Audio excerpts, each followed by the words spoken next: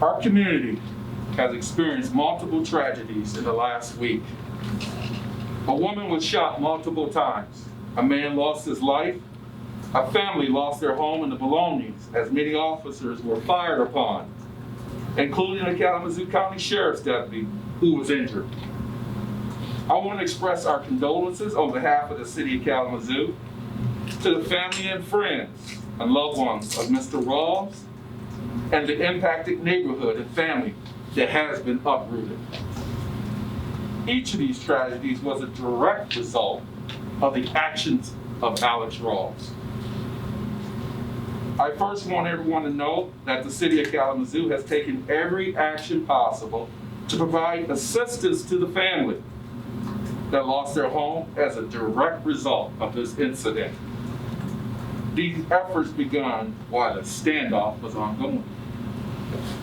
We are making sure that they have a place to live, and we are working with many in the community to do everything we can to replace the things that they lost.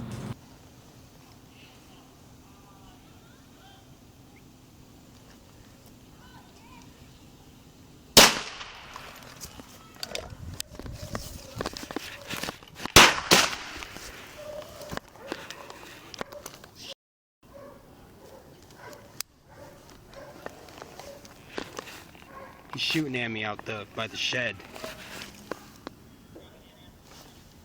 Let's do it.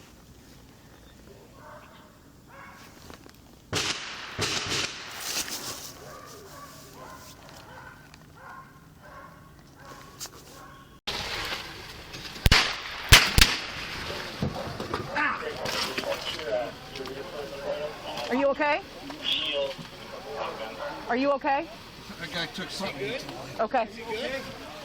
Get him out. Stay down. Is he good? He's hit. You hit someone? He's got hit in the leg. Prior to these events, Mr. Rawls had an extensive criminal history, including multiple acts of violence.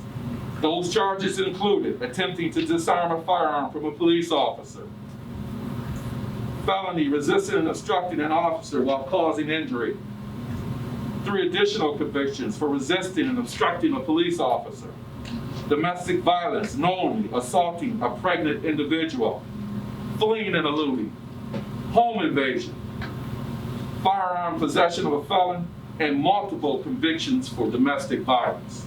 My team was able to track Mr. Rawls to that address in the 1500 block of Washington Avenue. Mr. Rawls refused to surrender, instead choosing to repeatedly shoot at law enforcement officers over a 16-hour period.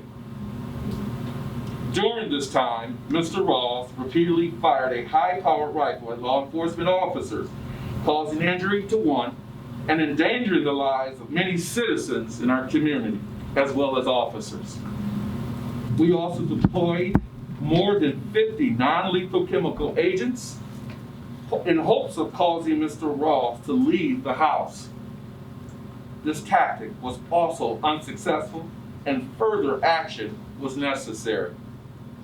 In order to bring this standoff to a peaceful conclusion and to reduce the likelihood of injury or death to the citizens living in the neighborhood and the law enforcement officers at the scene, it was decided that limited destruction of the home, consisting of porting, doors, windows, and walls, would be done.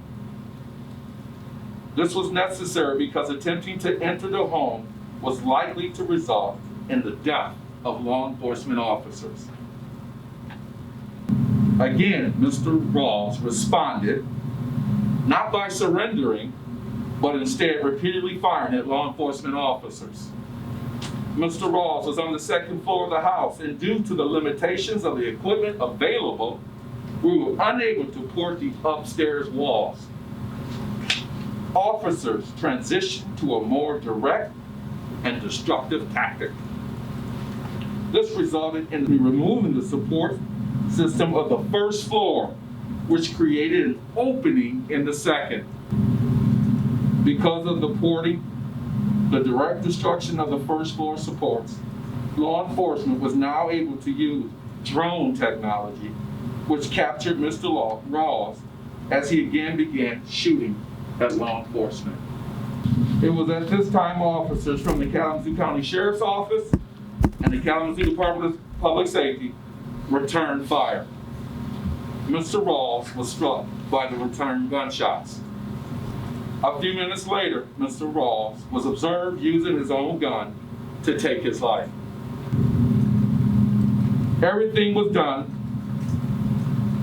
by law enforcement was to avoid the outcome of further injury or loss of life. The top priority of law enforcement is to keep the community safe. We are always concerned about the people around us. My second priority is the safety of my team and all officers on the scene. I will not send my officers into a hell of gunfire. While it's unfortunate that damage was caused to this home, we prioritize lives before property. Property is always secondary to human life.